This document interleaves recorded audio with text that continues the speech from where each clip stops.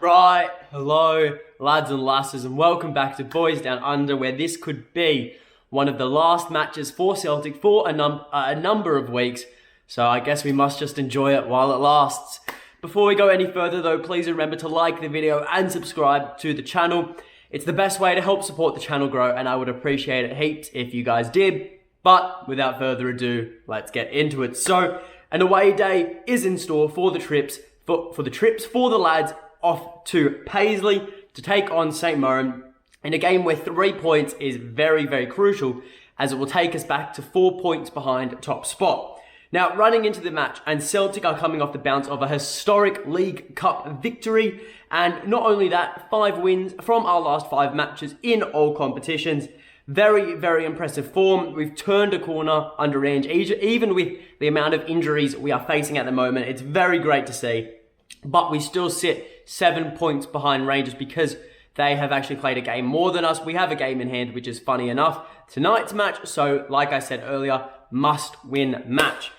As for the Saints, they've been in poor form recently. They've been marred by a COVID outbreak, but they have not won in their last 5 matches. They've acquired 3 draws and 2 losses, which sees them sitting 9th on the ladder.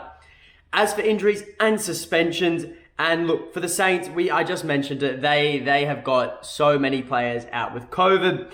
8 current starters reports are saying, and although the information hasn't been disclosed as to who the specific players are, reports are saying, and St Mirren have said, that they have 10 fit outfield players, 3 goalkeepers as well. So they've required special dispensation to recall players from loan, and they've also had to bring up academy players. So it's gonna be interesting. And to make matters worse, Conor McCarthy is out with an ankle injury. Regardless if he's been affected by COVID or not, he will miss the match because he's been battling his ankle injury.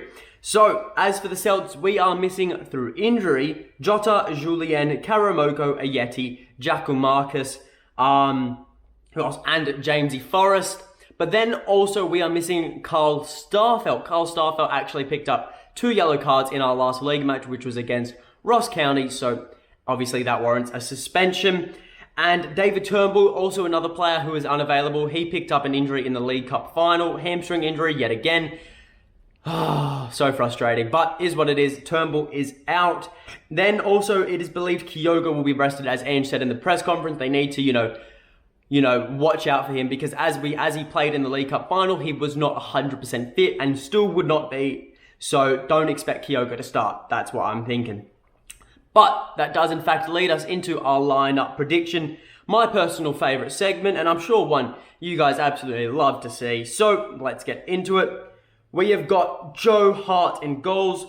Then at right back, I want to say Juranovic, but at the end of the day, it could be him or Ralston. You never know. Literally a coin toss at the moment. Then the 2 centre halves, in my eyes, have to be Welshie and Cameron Carter-Vickers. Because of Starfelt's suspension, that leaves them 2 as probably the best centre-backs we have fit at the moment. Then at left-back, yet again, I feel it's a coin toss. It could be Scales if Ange wants to rest Taylor. However, it could be Taylor if Ange wants to go with his, preferred left-back. As we all clearly can see, Ange very much likes Greg Taylor.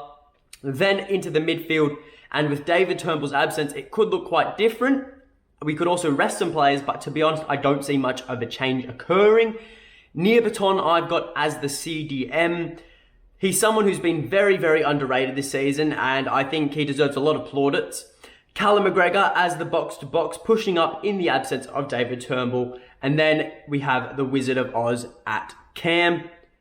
Then into the front 3, and look, considering we should rest Kyogo, I am going with Owen Moffat at left wing. Give him a start, honestly, because it allows Ange to, do a lot of other things with the front 3, and I really don't want to see Montgomery at left wing. Really don't want to see him there. But for the rest of the front 3, that if we play Moffat at left wing, we could then play Abada through the middle, and then Mikey Johnston on the right wing, who would be able to play on his preferred right foot. So, into the final score prediction, and it's interesting, If this match was played at Celtic Park, I would probably be predicting a pumpage 4 or 5-0. Even without Kyogo playing, I still would be leaning to that, because it just seems much more likely we would pump a team like St Mirren at home rather than away from home. And that just makes this result a little bit more uncertain, you know? Because, yes, look at it. As I said earlier, St Mirren have literally are down to the bare bones. I love using that term, the bare bones. They're going to have to play kids literally in their team. I wouldn't be surprised if there's numerous players in that St Mirren team who haven't made their debut, who are under 18 or have just recently turned 18 because, you know, and look, I think that also raises the argument that the St Mirren youngsters, they've got nothing to lose, you know. They're just out there wanting to impress the manager, impress scouts, I guess we could say. And they're going to take the game to Celtic. We saw it in the Dundee United Rangers game. They had a bunch of youngster Dundee United. They almost got away with the result. Obviously, you know, a spot kick decided the match yet again. However, this is a Celtic channel. And look, I think that was just an example. But I certainly do think a lot of youngsters, it could come in handy for St Mirren. They've got nothing to lose. They're full of energy. They've got nothing to lose. That's pretty much the bottom line.